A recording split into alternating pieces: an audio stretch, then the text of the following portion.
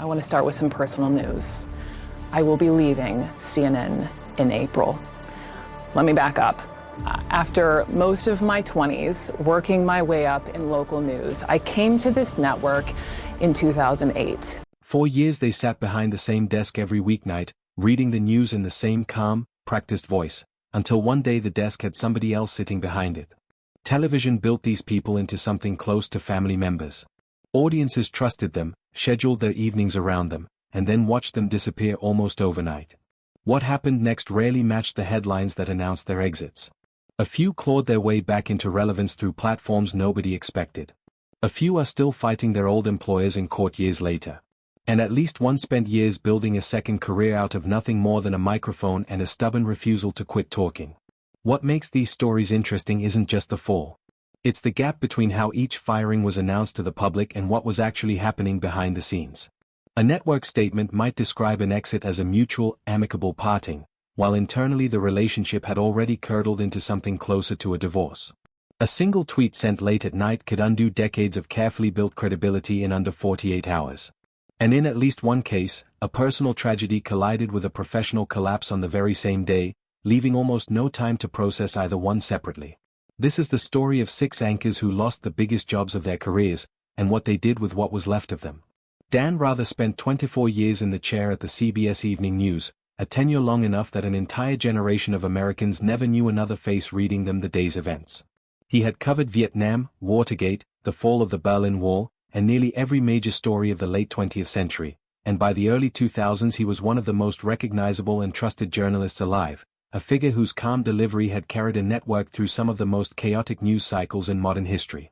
In September 2004, a 60 Minutes 2 segment he anchored examined President George W. Bush's service in the Texas Air National Guard, built around documents said to come from the personal files of Bush's late commanding officer, arriving less than 2 months before a closely contested presidential election. Within days, bloggers and document experts raised serious doubts about whether those documents were authentic, pointing to formatting and spacing that looked more like a modern word processor than a 1970s military typewriter. CBS could not verify the documents and admitted it should never have aired them. An independent panel later criticized both the original report and the network's combative defense of it in the days afterward. CBS fired the segment's producer, forced 3 executives to resign, and eased Rather out of the anchor chair the following year, decades earlier than he had ever planned to leave it.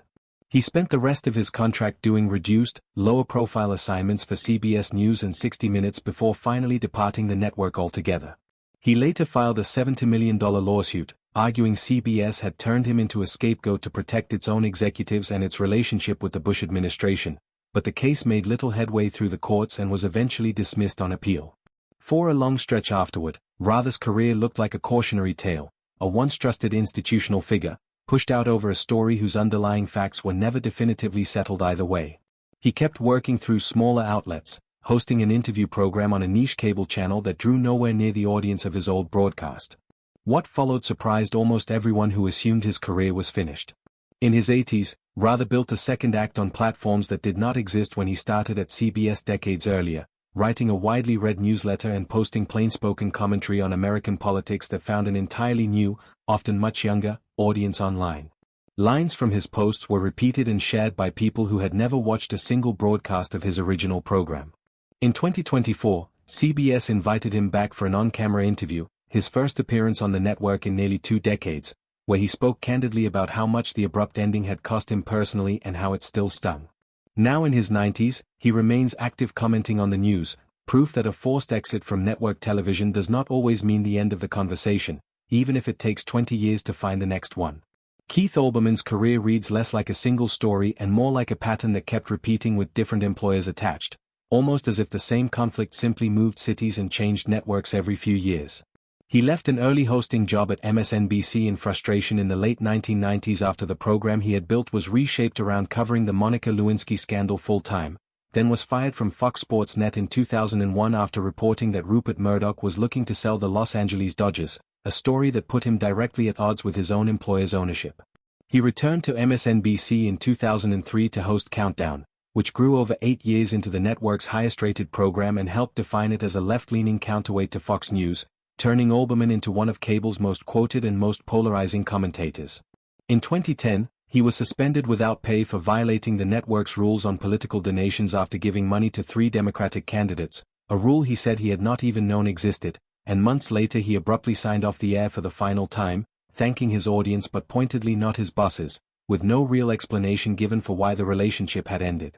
He moved to Current TV, was fired again within a year, and won a settlement after suing over it. ESPN brought him back for a sports commentary program in 2013, praising his work and giving him a nightly platform built around his old SportsCenter style, and then cancelled the show 2 years later with the same vague corporate language that had ended his other jobs, offering no real explanation beyond a desire to move in a different direction. By the time he resigned from a later ESPN baseball broadcasting role in 2020 over a fresh round of political commentary, the pattern had become something of a running joke in media circles. Wherever Olbermann worked, the relationship eventually ended badly, regardless of how high the ratings climbed in between. Rather than disappearing, he built his own lane. He resurrected Countdown as an independent daily podcast in 2022, free of network standards departments and corporate sponsors who might object to his commentary, reviving familiar segments from his MSNBC days alongside new material covering both politics and sports.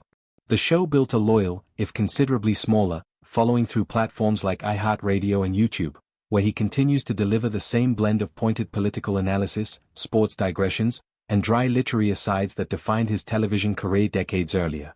No major network has hired him back since, and given the history, it seems unlikely one ever will, but unlike many anchors who simply stopped appearing in public after their final firing, he has never actually stopped working. For 2 decades, Bill O'Reilly's program was the most watched hour on Fox News, drawing several million viewers a night at its peak and making him arguably the most influential cable host in the country, the kind of figure other shows built entire segments around mocking or imitating. That ended in April 2017, when the New York Times reported that he and the network had quietly settled 5 sexual harassment claims against him over the years, totaling roughly $13 million. Facing a wave of advertiser withdrawals and mounting public pressure, Fox fired him within days, even as the network publicly thanked him for 2 decades of service. A 6th settlement, this one for $32 million with a former network legal analyst, came to light only after his departure, deepening the picture of how extensive the payouts had been. O'Reilly denied wrongdoing throughout, but the sheer financial scale of the settlements made the story impossible for the network to ride out quietly. What set his exit apart from many others on this list is how quickly he refused to go silent. Within days of being fired, he launched a subscription podcast called No Spin News from his personal website, betting that a meaningful slice of his television audience would follow him directly rather than simply move on to whoever replaced him. That bet largely paid off. He built an independent media operation around the show, became a frequent on-air guest on the smaller cable network News Nation, and by early 2026 had launched a new weekly interview podcast through Red Seat Ventures, a production studio that, in an odd twist of corporate history, is now itself owned by Fox. Earlier this year he told his audience he was stepping back briefly to deal with an undisclosed illness, a rare moment of vulnerability from someone who built his entire brand on certainty and control. He never returned to a major network anchor desk, but unlike many anchors whose firings ended their public visibility almost entirely, his never really stopped. Eric Bolling spent roughly a decade as one of the more recognizable faces at Fox News, working his way from a background in commodities trading into a regular seat on the network's panel show The Five before launching his own late afternoon program, The Specialists, in 2017. In August of that year, HuffPost published allegations from several current and former female colleagues that he had sent them unsolicited explicit text messages, including photos, on separate occasions. Bolling denied the claims through his attorney and filed a $50 million defamation lawsuit against the reporter who broke the story, but Fox suspended him during an internal investigation, and in early September the network announced that the two sides had agreed to part ways, canceling his show in the process. The story took a devastating turn within hours of that announcement, when Bolling's 19-year-old son, a college sophomore in Colorado, was found dead in his apartment. A coroner later ruled the death an accidental overdose involving a mix of drugs. The two events, arriving on the same day, were widely covered together, and weeks later Bolling publicly objected when a fellow former Fox host suggested on the record that his firing over the harassment allegations was somehow connected to his son's death, a comment that prompted a public apology once the backlash became unavoidable. Bolling's path back into television was slower and considerably rockier than some of his peers. He hosted a Sunday morning program for a local broadcasting group that was cancelled in early 2021 after facing criticism over segments questioned for spreading COVID-19 misinformation, then spent roughly 3 years as a primetime host at the conservative network Newsmax, where his show was consistently one of the channel's higher-rated programs, before the two sides described a mutual parting in mid-2024 amid declining viewership. He briefly took on a communications and outreach role with a small, citizen journalism media startup in 2025, and currently hosts an independent YouTube and podcast program built around interviews and personal resilience, a noticeably different register from the combative cable persona that first made him famous.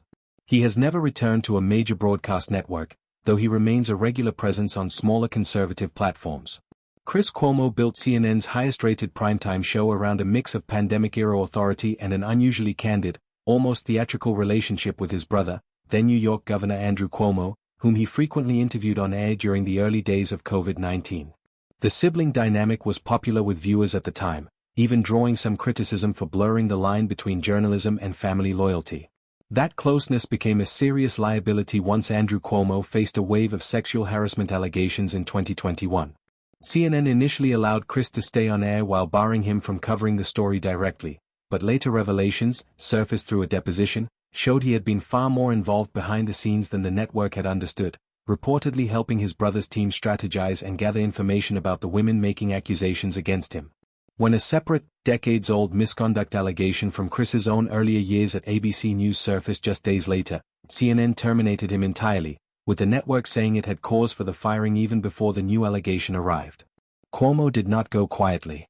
He filed a $125 million arbitration claim against CNN, arguing through his lawyers that he had been made a scapegoat under public and internal pressure rather than fired for genuine cause, a case that has dragged through arbitration and appeals courts for years without full resolution. A New York appeals court rejected his bid to disqualify the arbitrator as recently as late 2025.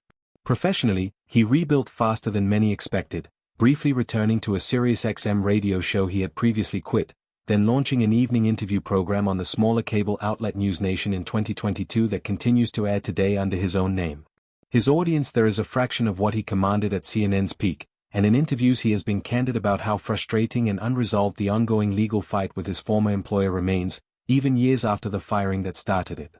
Don Lemon spent roughly 17 years at CNN, rising from correspondent to one of its most prominent anchors, eventually co-hosting the network's flagship morning program, before his firing in April 2023. The dismissal followed a string of controversies that had built up over several years, including widely criticized on-air comments about a Republican presidential candidate's age that critics called sexist and ageist, for which Lemon had publicly apologized and undergone formal training only months earlier, as well as earlier remarks about a women's sports team that drew similar backlash. CNN gave little public explanation for the timing of the firing, announcing it abruptly one morning, and Lemon has said in subsequent interviews that the decision genuinely blindsided him.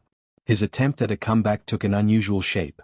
Roughly 8 months after leaving CNN, Lemon struck a content partnership with Elon Musk's social media platform X to launch a new interview program there, positioned publicly as part of the platform's push to court mainstream media talent with promises of full support and a wide-open audience. The arrangement collapsed almost as soon as it began.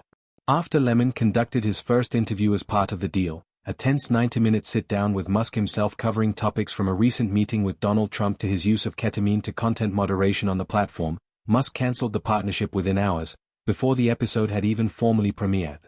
Lemon released the interview anyway and continued producing his show independently across YouTube, Instagram, and other platforms, while a representative said he still intended to seek payment for the cancelled deal. He eventually walked away from X entirely in late 2024, saying in a public statement that the platform no longer served the purpose of honest debate he had originally believed it stood for.